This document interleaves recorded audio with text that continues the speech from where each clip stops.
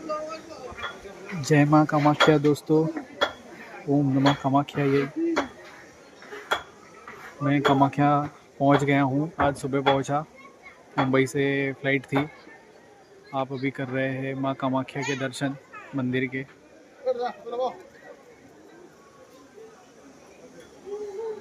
जी हाँ दोस्तों, यही है वो ऐतिहासिक मंदिर, 51 शक्तिपीठों में से एक। आप भी दर्शन कीजिए और लाभ उठाइए। आज अमावस्या है तो भारी भक्तों की भीड़ है और यह सौभाग्य कुंड है।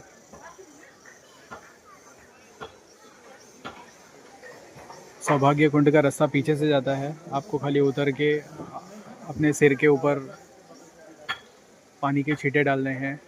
इसे बहुत ही पवित्र माना जाता है।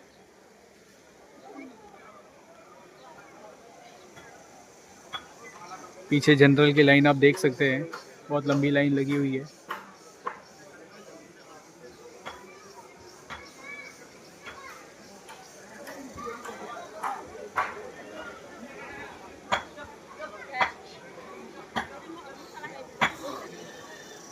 जय माँ कामाख्या।